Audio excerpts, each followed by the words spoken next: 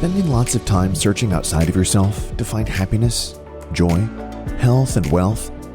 With each new acquired good or goal reached, are you once again jumping on the gerbil wheel, searching for that next thing to make you happy? The answers we are searching for are actually inside of us, and the connection we are looking for is one with self.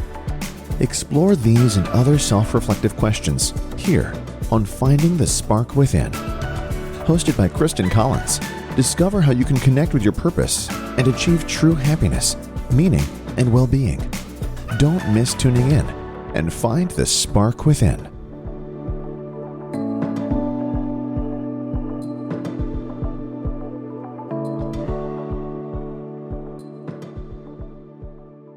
Hi, and welcome to the Find the Spark Within podcast. My name is Christin Collins, and it is an honor and a pleasure each and every episode to bring forth someone who has impacted my own journey to find that spark within. And by connecting in conversation, I hope that you too are inspired and have that satiation to find that spark within. And today's episode is another gem in my books. And I love the opportunity to welcome you, friend and colleague and mentor, Greg Sloan. Welcome. Wow, Kristen, it's just amazing to be here with you, and just so looking forward to our time together and just continuing our friendship.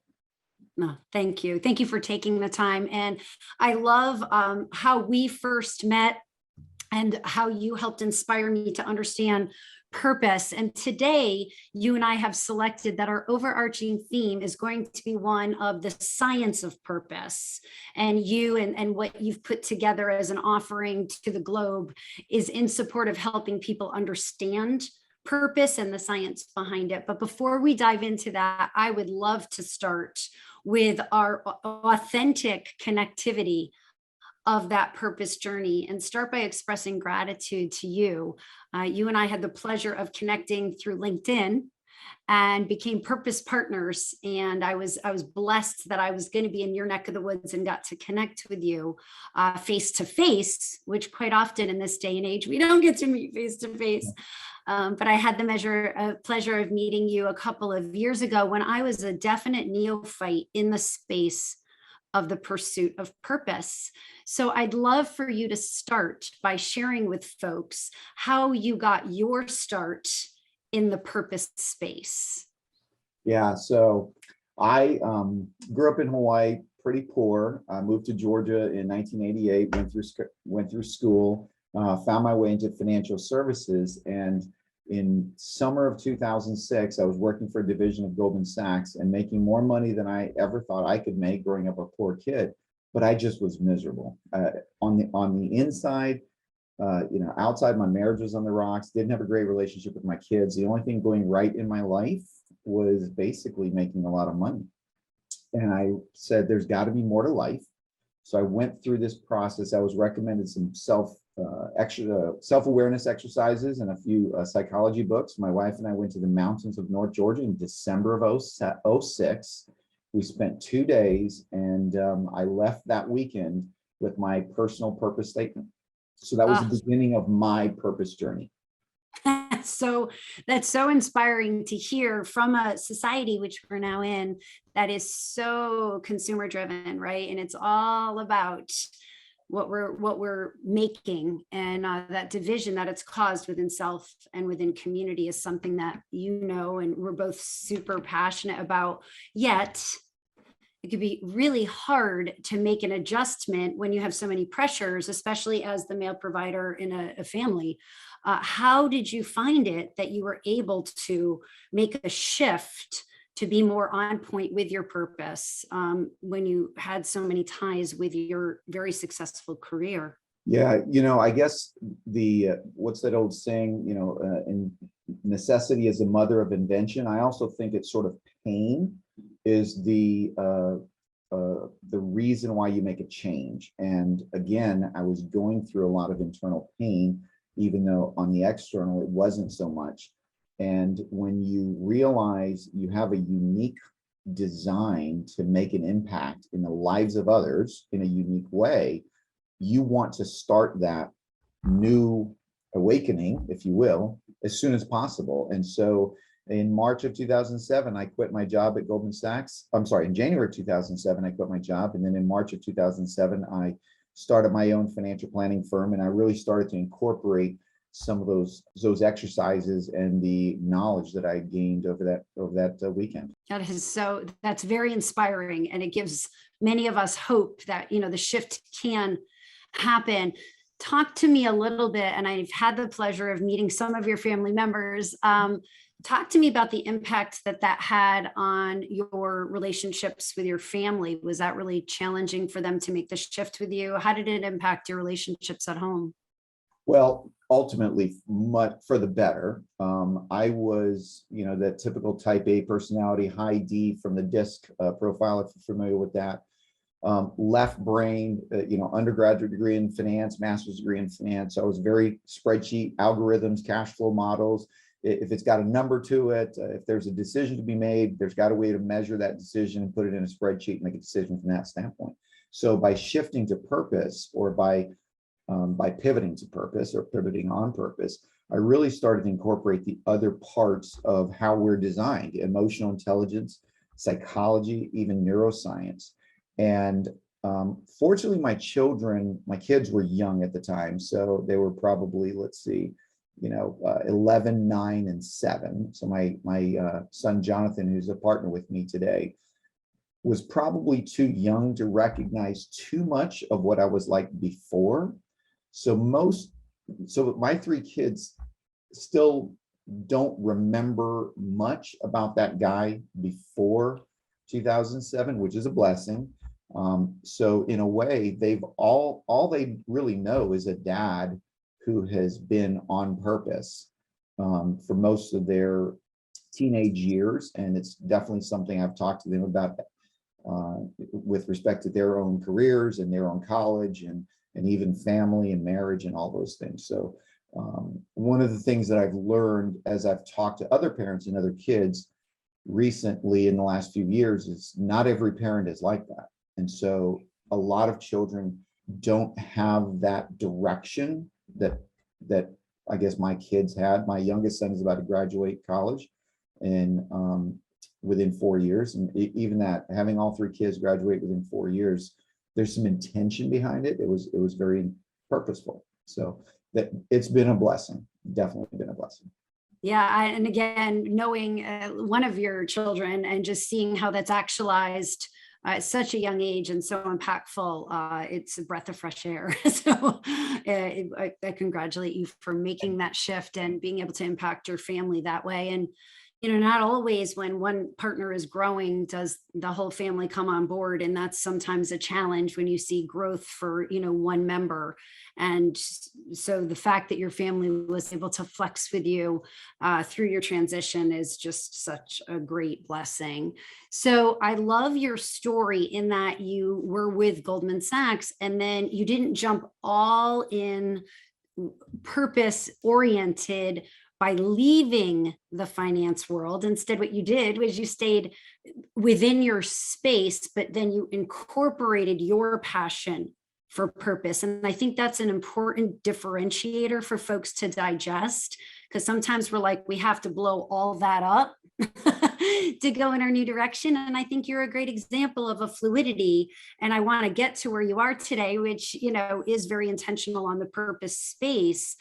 But take us to that middle period where you had your own entity. And what was it like creating your own company with purpose as one of the core lenses? Yeah. So, obviously most companies, you start with a vision and then you create a mission statement and then you have a strategy to execute that mission. What I did, and candidly, I wasn't using the word purpose back then. I may have used a slightly different word, but that's really what it was today. And so I think of purpose as something that's much bigger than even the mission. It's how you're creating a bigger impact. And first of all, remember I started in 2007. We have the crisis in 2008 and 2009. So in full disclosure, there really wasn't much that I was incorporating in 08 and 09. I was just trying to survive. And we had more employees than we could afford. So I went through the process of having to let people go in such a difficult time. And so it was tough. I had a business partner who also was fighting cancer and ultimately died in the middle of that. So it was a very, very challenging few years. So it really wasn't until 2010 to where things started to settle down and I started to incorporate purpose into the financial planning practice and the relationship with clients. There's a phraseology that I've come up with, which is, every financial advisor says they can help clients reach goals. If that's what you're pitching, that's not unique. Most claim to help clients chase their dreams, but only a select few can promise to help clients pursue their purpose. So let's go beyond planning. That's where the name comes from. And let's pursue purpose. Let's create a bigger impact. Let's do what we were designed to do. And that's when I really started to add those elements to the practice of financial planning and really started to help clients go beyond just financial goals. And what started happening with, you don't have to obviously share names, but think about a time when one of your clients really popped because they got in touch with that purpose with your lens and your guidance. And what were some of maybe of the shifts that they made based on the fact that you were helping them actualize? Yeah. So one thing that's really important for us to make sure the audience, we don't believe purpose is one thing. So when we talk about purpose, we talk about purpose in the context of your 5 missions in life, and you want to align your purpose with your 5 missions. So we've interviewed a lot of people, and the 5 missions that continue to pop up were: number 1, family; number 2, friends; number 3, career or company, if you were an entrepreneur; number 4, community; and then number 5, cause, your charitable for philanthropic efforts. And so if you could articulate your purpose and then make sure it was aligned with these 5 areas of your life, what I found, and comes back to Maslow's work, which we can talk about, you live a more fulfilled life. The world smells better, the sun is brighter, you wake up with, as I say, with your feet hitting the floor, ready to get after it. And so one of the early clients, I can just remember he and his wife, and he was an entrepreneur, business owner. My job from a financial perspective was to help him position financially so he could sell his business and he could shift the purpose from being an entrepreneur more to the community and to his charitable efforts, his cause.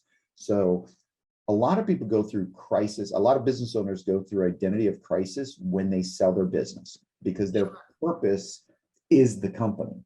And so we wanted to create a separation and say, no, you're just shifting your purpose to these other missions that you have in life, because you're still providing value and you're still uniquely impacting the world. I absolutely love that. And it is a very critical time when you're making that shift. And so the fact that you're able to help someone through the lens of purpose and the 5 pillars of purpose is really, really impactful. And being purpose peeps like you and I are, and spending so much time in our day concentrating on this and digesting this and researching this, take us through your interpretation with Maslow's law, and how does purpose play into that? Yeah. So I went to school in the early 90s and took a psychology class like most folks did, and was taught, like many of us, that the peak of Maslow's hierarchy was something called self-actualization, which came from his seminal paper in 1946, I think. Well, in the 1960s, Maslow changed his mind. After working with so many people, he said, I found that self-actualization is actually not the peak. There's a higher peak, and he called it self-transcendence, which transcendence is it's a big word, but he said it really means to go beyond the self, to start looking at your contribution in your decisions as not just self-centered and not just achieving what your highest potential is, but start helping other people achieve their highest potential.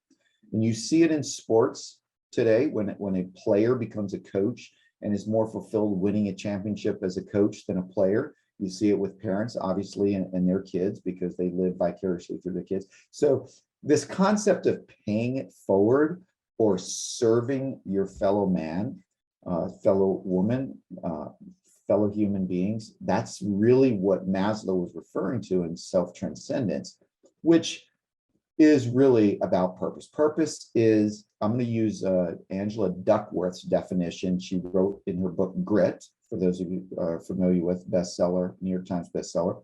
Her definition of purpose was the intentionally contributing to the well-being of others.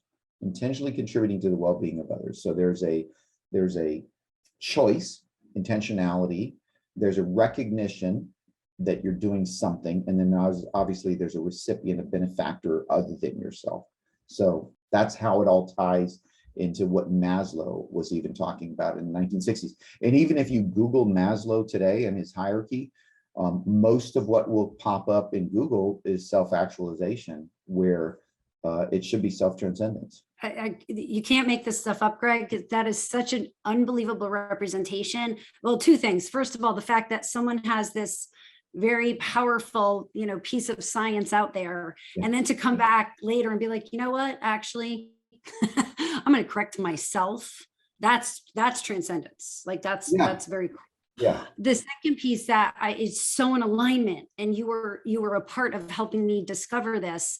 I love to support people into going inward, to understanding who they are, to doing the deep healing work, to doing the self-love and self-care, so that they can show up whole in community and transcend to be able to interconnect with other from that place of wholeness, not scarcity, not judgment, not fear, not hurt, past hurts. So it's that shift to go to the transcendence part of purpose, so that you know your internal purpose, so you self-actualize. So therefore you can transcend to others, including, Mother Earth. So that was just so brilliant how you summed it up from a more scientific perspective. That's not what I bring forth. And so that's why I love connecting with people. I'm still a geek, I love all this, all this science-based stuff, because there's facts behind it, right? I mean, we can feel things. One of the ways that I help people to understand this is I'm going to take a little bit of the mystery, and hopefully people don't get turned off by this. But when you go and volunteer somewhere, right? People volunteer, soup kitchen, Habitat for Humanity, whatever it is. You leave that event. How do you feel? And people say, I feel great. Well, now if we said, well, now give me something scientific that I can measure. What we can measure is our chemical reaction, right? You go for a run, endorphins get released. That's a chemical reaction. Well, the same thing happens when you serve others. Your brain produces chemicals, that dopamine, oxytocin, serotonin, and endorphins, that cause us to say, I feel better, but I could easily have said, wow, chemicals are being released in my brain. So it takes a little bit of the mystery, but at the end of the day, I work out quite a bit. I know you do as well. And when I went to the gym this morning, I was really tired last night. I didn't really want to go, and we only got 35 minutes in as opposed to what we get normally. But what happened? So I still released some dopamine because I exercised. Plus I accomplished a goal, which is also what dopamine releases. I did it with my wife. So there's some oxytocin that is being released, and of course the endorphins from the exercise activity. But I was purposeful, right? We are purposeful about it, and how we tie this together with our life purpose is the healthier we are. This, the healthier we are, the better we are going to be to serve others and to really live the purpose that we were designed for, and to make an impact, to have that legacy where other people will say when we're gone, wow, they accomplished their purpose, right? You look at people like Chadwick Boseman, who was the actor that played Black Panther, and he gave this amazing speech, I think it was at Howard University, about how people need to really pursue their purpose in life. And then, of course, he tragically died from cancer, and everyone looks back on him now and says, wow, he achieved his purpose. He really did leave that mark on this earth. which, that's what we all humanly desire deep down. That's just a human reality. Absolutely. I love that. And I love how you and I are able to go into a health space. Yep. And which when you met me, you knew that was exactly where I was coming from. Yet this has so many other lanes it could take. So take me now to where you are today. Mhm. And how are you not only living your purpose, but how are you helping others to find and execute and enjoy theirs? So being a proud dad for a moment, I have to incorporate my son's story into this, because if it wasn't for him, we wouldn't be where we are today. So in 2017, 16, 17, when he was going off to college, I said, Jonathan, don't chase the money. You're going to do fine. You're smart. Figure out why you're here. Like, what is it that you were uniquely designed to make a difference in the lives of others? So he went through the exercises. I had them in written format. And he wrote his personal purpose statement, and he used it in his college applications, applied to some great schools, ended up at Vanderbilt University. And then a few months later, they sent him a letter that says, we like your profile so much, we're going to give you a full tuition scholarship, $200,000. Amazing. Just, you couldn't make that up. But it was a few weeks after that, he said to me, Dad, this process that you have written out, I think we can build some software around it. And I said, well, I don't know anything about building software. And he said, well, I'm an engineer. I'm going to learn how to build software. Why don't we do this together? So that was the beginning of what is now today a software platform, or probably more specifically, we're describing as a talent development platform that combines science and technology to create a more prosperous workforce. And how we're doing it is we've created something called the Purpose Journey, which is takes videos plus software. We're selling it into enterprises, organizations that are struggling today, particularly with this thing called the Great Resignation. It's been written so much, but the reality is society, people, particularly here in America, coming out of 9/11 and then the Great Recession and then now the pandemic, we realize life is short. And if I'm going to be here, if I'm going to go put my blood, sweat, and tears into an organization, I want it to be meaningful. So some of the statistics, people who believe their purpose is aligned with that organization's mission are willing to work for 23% less than they would if they're working for an organization where they're not aligned. So when not that we're suggesting people should get paid less, but the reality is, we as human beings are being compensated when we're in a position to serve others. One of the industries that we're near and dear to both of us is the medical space, and healthcare in particular. Significant challenges with nurses and with physicians. I still do consulting work, so I'm working with a doctor who's seeing a lot of turnover in his staff, and he can't grow his business because his employees are not tied. And so we're working with him to create a purpose of the organization, and then having his individual employees go through our purpose journey. That is so inspiring to me, who was searching, years ago and back when I met you, to try to support that journey. I saw such disconnect to the employees, and it was baffling to me, just saying, if we're worried about our patient safety or our patient experience scores, a happy employee that knows who they are, is healthy, who loves themselves, and the organization provided a platform for them to actualize that, talk about just, a culture.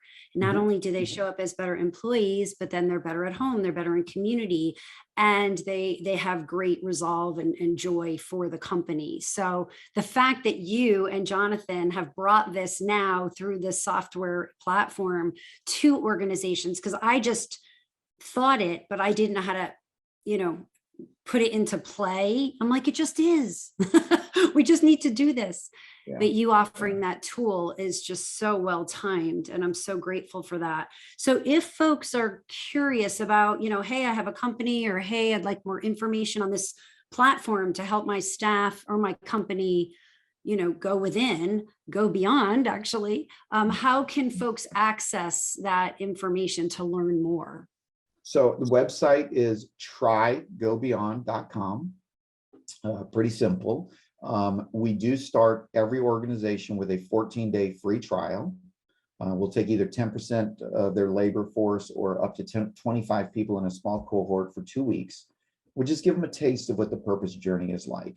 And if it's something that resonates with them and their people really say, wow, my company is investing back in me because they want to make sure I'm fulfilled. So when we talk about purpose in the workplace, we're really using this, the key performance indicator, if you will, is something called fulfillment, as opposed to employee engagement. Engagement has been this term that's been used over the years.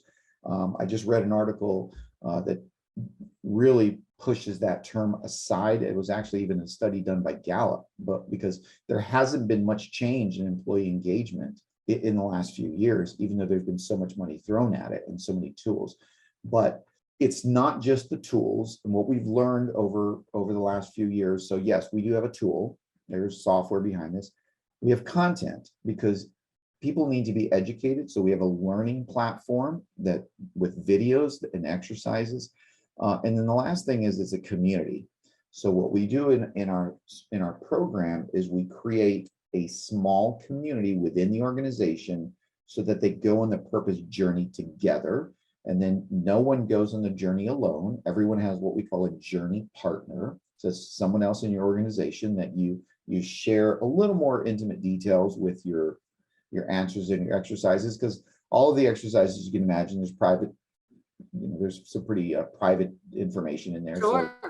So that's really yours to keep. That's not for your organization, but you do get to share that with one person to the extent that you want to share it. And then there's a little cohort to create the community so that you all become more, turn it into, from a corporate to a community to culture. It really starts to impact an organization's culture.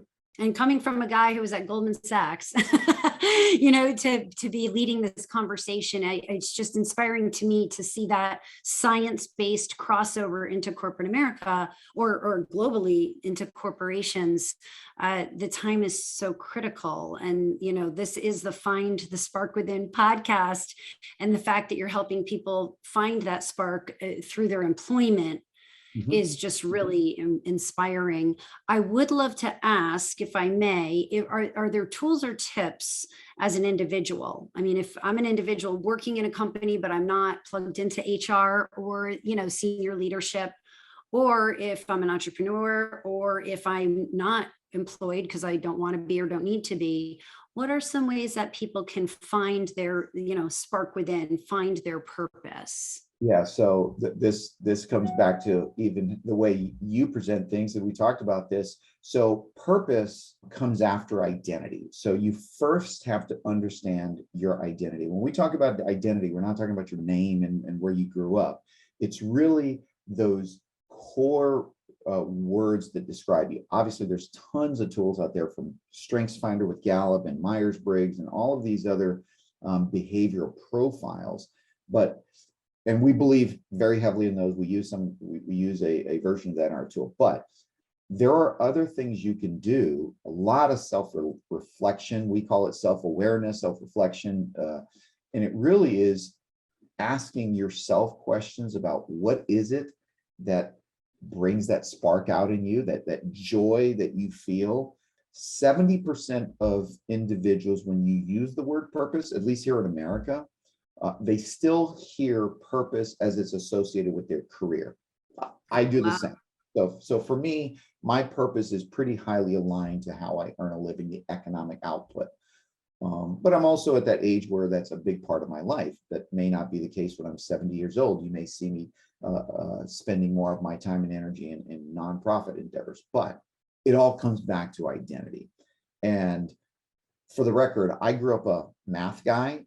I was 37 years old before I really started to believe in this psychology and organizational design and behavior, because I really thought it was hogwash.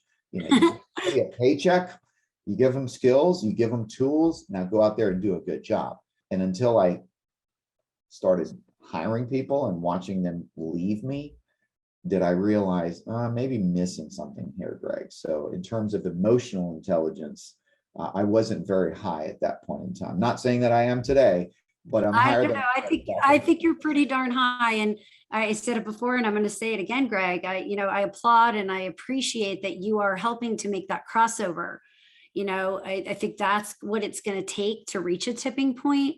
And not only are you as an individual helping for the corporations and the math people and the left brain people to get in touch with this, Yeah. but you're raising children.